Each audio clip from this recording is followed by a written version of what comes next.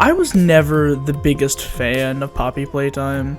It was just the new mascot horror on the block. You know, the type, like the kind of indie game that would inevitably be involved in some major drama where, I don't know, you find out they start selling merch right after the game came out, or they're making a movie, or they made NFTs. But good thing that never happened to Poppy. Wait. Anyway, I played through Chapter 1 back when it came out and thought it was interesting, with a surprisingly well put together game with a chase scene that was actually tense and interesting. Other than that, I didn't care much.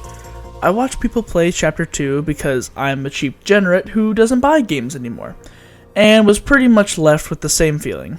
Interesting concept, fairly good execution, but what really struck out to me was the dip in intensity compared to the first chapter, as the chase format was feeling kinda overused and just a little dumb. And then cut to 2 years later and Chapter 3 is finally here. I was initially planning to just watch people play it again like last time, but then I kept hearing raving reviews, including a tweet from another creator, Postra, who said that it does what Silent Hill does but better. So after that, I took my broke college student self over to Steam and bought the game and played it over the next couple of days. And oh my gameplay, this thing is excellent. I would almost even call it perfect, but only almost. But enough foreplay, let's dive in. No, I don't think I can say that.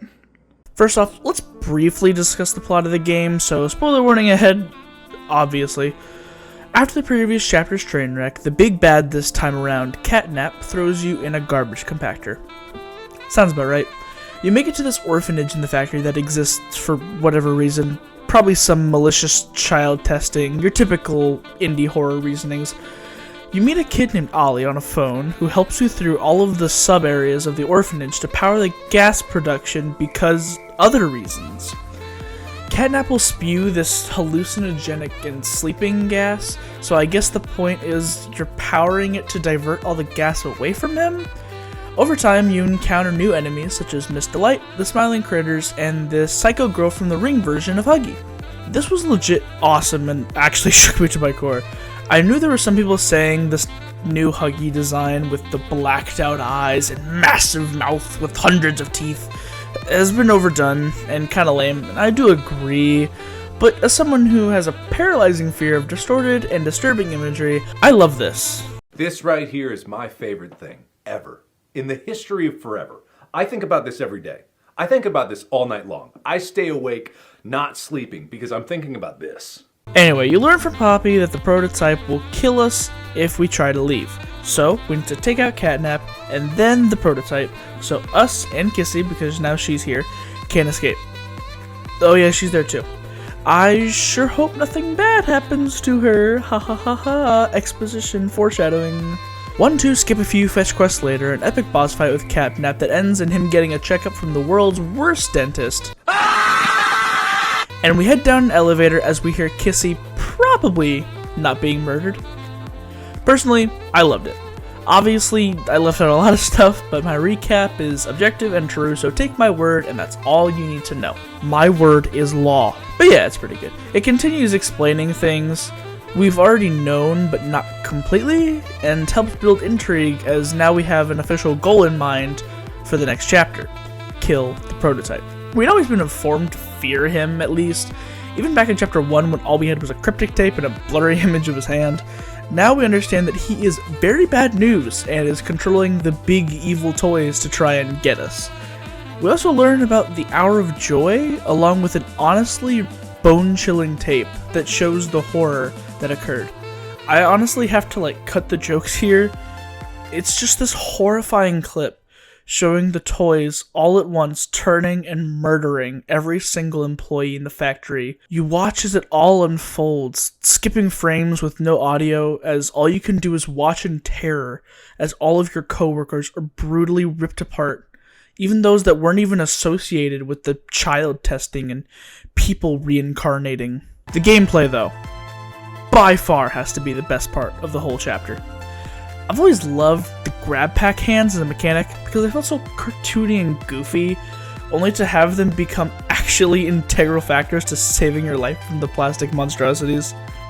It's essentially the equivalent of fighting a shadow demon by making him slip on a banana peel. Plus, the movement has always been really satisfying. Everything from swinging to pull-ups felt fun and smooth. And this time we have 3 hands we can cycle. The green hand from the previous chapter, which remains the same function of moving a temporary bit of power to other batteries. Now though, we have a purple hand that when we use on a specific marked areas on the ground, we can get launched up into the air for like parkour and platforming for, I don't know why it's in this game, but hey, it works really well.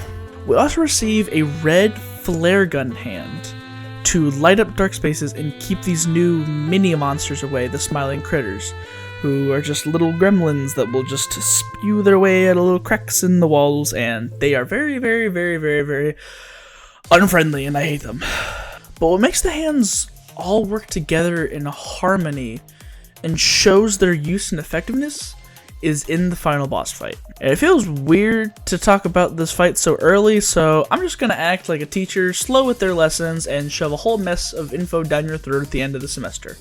And I will be doing so by ranking all of the boss experiences as fast as I can. Here we go. 3. The Dog Day Chase. You find the last big smiling critter, Dog Day, with only the top half of his body left hanging in a jail cell, as he explains that you must push forward to save them all. Side note, I feel like this is a moment that was teased from the very beginning, as there are several instances of promotional art and cartoons where Dog Day is depicted with his hands up in the same position when he is found chained up. The chase here was definitely fun, and I felt accomplished after. It's just a typical chase moment that feels frustrating in the moment, since doors will open and close, shifting your perspective at random moments. I'll give it 6 out of 10 game theories.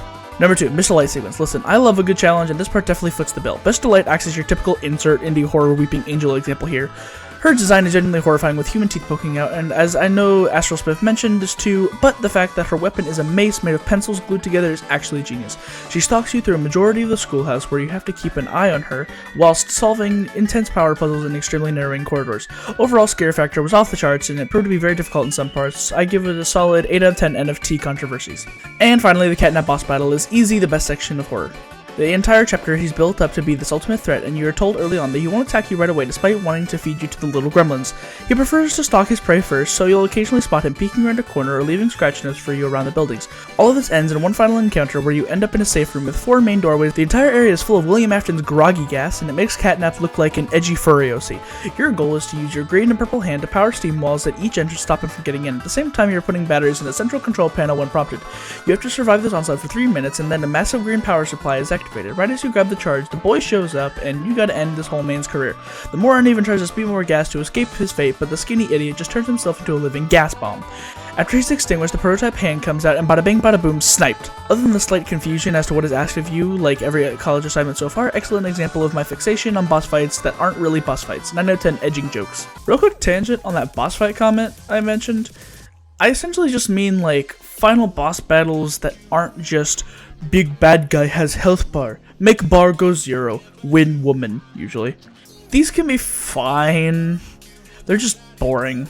Having a chase as the fight, like in the past chapters, is definitely a step in the right direction, but still is lacking that bit of pizzazz, you know, that bit of zest, that bit of life spice sustenance that I need to survive as a theater kid. To me, a good final boss fight should take everything the player has learned and put it to the test in a challenging yet intriguing way. Portal 2, I think, is an excellent example of this. It's my favorite video game, and while Poppy Playtime doesn't exactly hit that level of perfection, it certainly comes close in terms of combining all the mechanics throughout the game into one final push. And with that, I think that's about it. I know this isn't typically the type of video I'd make. I've just really wanted to do a video essay type thing for so long, and with the release of Chapter 3, I felt compelled to share my garbage opinions. So, if you liked this, please go check out my other stuff, where I'm not scripted and do more moronic screaming, which I didn't think was possible, but here we are. Not to be too typical call to action-y, because I really hate it when they do that, but it definitely does help. So if you enjoyed, please subscribe, like, and comment your favorite flavor of batteries. Catch you later.